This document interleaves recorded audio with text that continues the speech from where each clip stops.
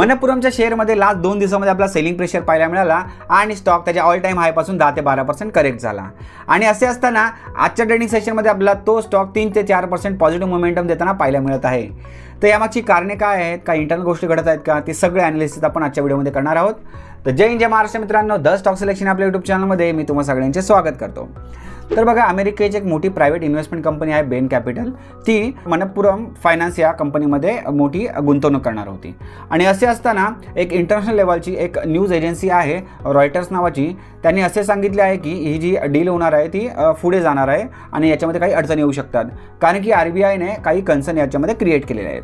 आणि त्यानंतर मग मनप्पुरम फायनान्सच्या ऑफिशियल वेबसाईटवरून त्यांनी असं कन्फर्मेशन केलं की म्हणजे असं क्लिअर केलं की ही जी डील आहे ती होणार आहे आणि जे काही रिक्वायरमेंट डॉक्युमेंट्स होते, जे काही पेपर्स होते ते आम्ही RBIला दिलेले आहेत आणि जी काय प्रोसेस आहे त्या प्रोसेसनुसार डील जी आहे ती कंप्लीट होणार आहे असं त्यांनी क्लॅरिफिकेशन दिलं. आणि त्यानंतर मग आपल्याला आज थोडासा पॉझिटिव्ह मोमेंटम पाहायला मिळाला, थोडेसे बायर्स त्याच्यामध्ये इंटरेस्ट दाखवताना पाहायला मिळालेले आहेत. तर अशा प्रकारची न्यूज होती मित्रांनो. तर या न्यूज बेसवरती आपण ब्लाइंडली स्टॉकमध्ये एंट्री करणार आहोत का? तर नाही मित्रांनो, आपलं असं करायचं नाही आहे. आपण याचा प्रॉपर ॲनालिसिस करतो. ॲनालिसिसमध्ये आपले टोटल 4 फॅक्टर्स असतात. पहिले म्हणजे फंडामेंटल्स, ज्याच्यातून आपल्याला समजतं की कंपनी फंडामेंटली स्ट्रॉंग आहे की वीक आहे.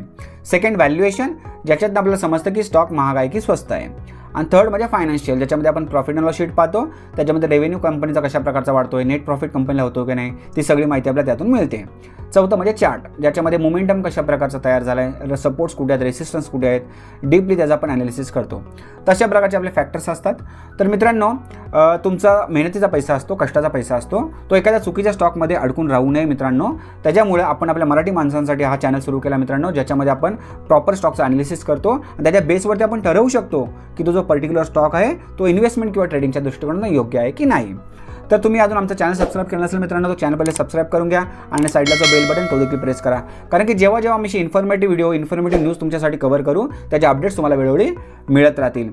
तर फंडामेंटल्समध्ये आपले टोटल 10 मेट्रिक्स असतात, जे तुम्हाला स्क्रीनवर दिसलेच असतील आणि थोडेसे सेक्टर वाईज थोडेसे याच्यामध्ये तुम्हाला चेंजेस देखील पाहायला मिळतील. त्याच्यामध्ये सगळ्यात पहिले आहे ते म्हणजे ROA, म्हणजे रिटर्न ऑन असेट. याच्यातून आपल्याला समजतं की कंपनीने टोटल ॲसेट वापरून किती प्रमाणात प्रॉफिट जनरेट केला आहे.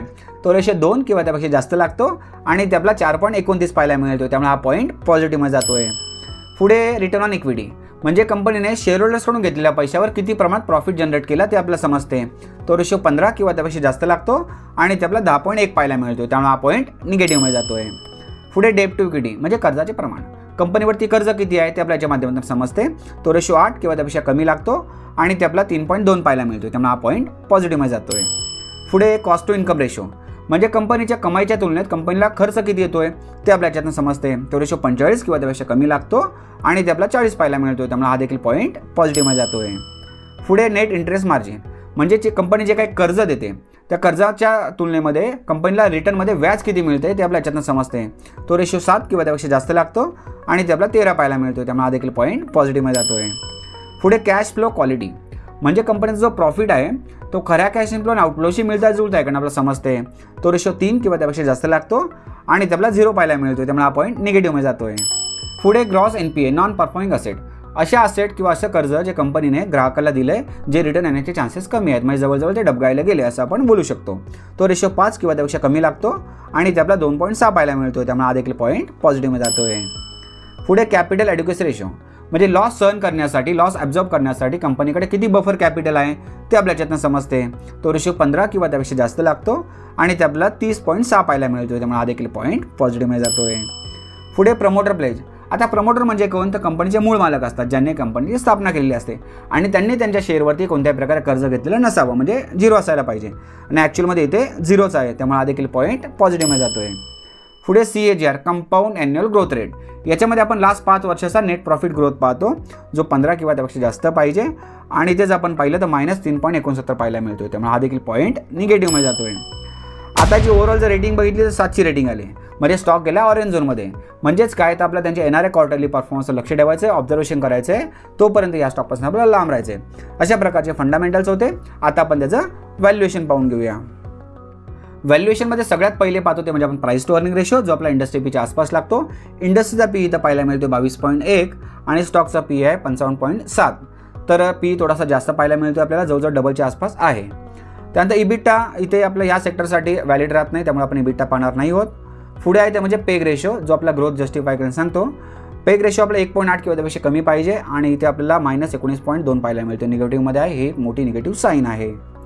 त्यानंतर पीबी रेशो 3च्या आतमध्ये पाहिजे आणि पीबी रेशो इथे 1.96 पाहायला मिळतोय. आता ओव्हरऑल व्हॅल्युएशन मित्रांनो एवढे काही खास पाहायला मिळत नाही आहेत. फंडामेंटल्स देखील एवढे खास पाहायला मिळत नाही आहेत. व्हॅल्युएशन देखील एवढे खास पाहायला मिळत नाही आहेत. आता आपण त्याचे फायनान्शियल चेक करून घेऊया. तर आता इथे आपण या कंपनीची profit and loss sheet open केली आहे. त्याच्यामध्ये आपण जर यांचा रेव्हेन्यू बघितला तर इयर ऑन इयर आपल्याला चांगल्या प्रकारचा वाढताना पाहायला मिळतोय. म्हणजे बिझनेस त्यांचा इयर ऑन इयर वाढतोय. थोडासा डाऊन झाला होता इथे 22मध्ये 6,061 करोड. त्यानंतर पुन्हा आपल्याला 23 पासून वाढतानाच पाहायला मिळालेला आहे. आता रेव्हेन्यूच्या तुलनेत त्यांना नेट प्रॉफिट कशा प्रकारचा होतोय ते देखील आपण चेक करून घेऊ. आता 14 पासून जर आपण चेक केलं तर इयर ऑन इयर त्यांना नेट प्रॉफिट वाढतच होता. 18मध्ये नेट प्रॉफिट डाऊन झाला 676 करोड आणि पुन्हा 19मध्ये तो वाढलेला आहे 949 करोड. त्यानंतर इयर ऑन इयर वाढतच होता. पुन्हा 22मध्ये डाऊन झाला बघा 1329 करोड. त्याच्या आधी होता 1725 करोड. त्यानंतर 23मध्ये पुन्हा वाढला 1500 करोड आणि 24मध्ये पुन्हा तो वाढून झाला 2197 करोड. आणि लास्ट इयरमध्ये आपण जर बघितलं 1204 करोडचा फक्त त्यांना नेट प्रॉफिट झाला आहे. कारण की 24मध्ये होता 2197 करोड. जवळजवळ 40 ते 45% घट आपल्याला पाहायला मिळते. त्यामुळं बिझनेस वाढतोय, परंतु बिझनेसच्या तुलनेत ज्याप्रमाणे नेट प्रॉफिटमध्ये कन्सिस्टन्सी हवी होती ती पाहायला मिळत नाही आहे. त्यामुळे याला आपण जास्त खराब देखील बोलू शकत नाही आणि चांगलं देखील बोलू शकत नाही. प्रॉफिट अँड लॉस शीट आपल्याला ठीकठाक पाहायला मिळते. फंडामेंटल्स एवढे काही खास पाहायला मिळाले नाहीत. आपल्याला व्हॅल्युएशन देखील एवढे काही खास पाहायला मिळाले नाहीत. आणि हे जे फायनान्शियल्स आहेत ते देखील आपल्याला एवढे खास पाहायला मिळत नाही आहेत. तिन्ही फॅक्टर आपल्याला वीक पाहायला मिळालेले आहेत. आता लास्ट जो फॅक्टर राहिला तो म्हणजे चार्ट, तो आपण चार्ट ओपन करूनच बघूया. आता इथे आपण मनप्पुरम फायनान्सचा मंथली चार्ट ओपन केलेला आहे. त्याच्यामध्ये जर आपण बघितलं थोडंसं बॅक हिस्ट्री त्याची, तर नोव्हेंबर 21मध्ये आपल्याला थोडंसं करेक्शन पाहायला मिळालं होतं. एक 8 ते 9 महिन्याचं करेक्शन होतं आणि ते एक बॉटम क्रिएट केला आणि बॉटम क्रिएट करून स्टॉक वरच्या साईडला पुन्हा इथे अपट्रेंडमध्ये गेलेला पाहायला मिळतोय. आता इथून जर रिव्हर्सल घेतला मित्रांनो, इथं रिव्हर्सल घेण्यामागचं कारण देखील आहे मित्रांनो तसं, कारण की एक स्ट्रॉंग सपोर्ट इथे पाहायला मिळत होता. इथे एक बाईंग झोन असल्याकारणाने इथं बायर्स पुन्हा ॲक्टिवेट झालेत आणि स्टॉकला वरती घेऊन गेलेले आहेत. त्यामुळे बाईंग झोन कुठे आहेत, सप्लाय झोन कुठे आहे ते सगळं आपल्याला पाहणं गरजेचं असतं. आता इथून स्टॉक वरच्या साईडला गेला आणि हा जो प्रिव्हियस हाय क्रिएट झाला होता, ज्याला आपण ॲज अ रेसिस्टन्स म्हणून बोलू शकतो, तिथून प्रॉफिट बुकिंग झाली आणि पुन्हा 4 महिन्याचं करेक्शन आपल्याला पाहायला मिळालं आणि इथून पुन्हा स्टॉक आता अपट्रेंड कंटिन्युएशनमध्ये आहे असं आपण बोलू शकतो. आता इथे खाली येण्यामागच्या कारणं तर काही दिसत नाहीत. इन केस समजा याच्यातनं पुन्हा एकदा प्रॉफिट बुकिंग झाली आणि स्टॉक जर करेक्ट झाला तर सपोर्ट्स कुठे कुठे आहे ते देखील तुम्हाला मी ड्रॉ करून स्टडीसाठी देतो. तर पहिला सपोर्ट जो आहे तो 244 आसपास पाहायला मिळतोय. त्यानंतर सेकंड सपोर्ट आपला इथे 219 आसपास पाहायला मिळतोय आणि थर्ड सपोर्ट जो आहे तो इथे आपल्याला 137 आसपास पाहायला मिळतोय. आता हा जो थर्ड सपोर्ट आहे मित्रांनो, तिथं एक बाईंग झोन देखील आपल्याला पाहायला मिळतोय. एक स्ट्रॉंग बाईंग झोन आहे, तो तुम्हाला ड्रॉ करून देतो आणि तो कशासाठी देखील तो देखील तुम्हाला सांगतो मी. आता 138 ते 160च्या आसपास हा एक बाईंग झोन आहे. आता कोणासाठी आहे? ज्यांना सेफ एंट्री हवी असेल, जे कन्झर्वेटिव्ह ट्रेडर आहेत मित्रांनो, ठीक आहे, त्यांच्यासाठी ही बाईंग लेवल आहे. समजा इथून प्रॉफिट बुकिंग झाली आणि स्टॉक इथून या इथपर्यंत आला आणि इथे समजा एखादं रिव्हर्सलचं तुम्हाला साईन पाहायला मिळाली किंवा एखादा बुलिश कॅन्डलस्टिक पॅटर्न तयार होताना पाहायला मिळाला तर तुम्ही इथे एक बाईंग अपॉर्च्युनिटी शोधू शकता. आणि ज्यांनी या न्यूज बेसवरती कोणी स्टॉकमध्ये एंट्री केली असेल तर त्यांच्यासाठी बाकी सपोर्ट रेसिस्टन्स कुठे कुठे आहे ते सांगितलेलं आहे.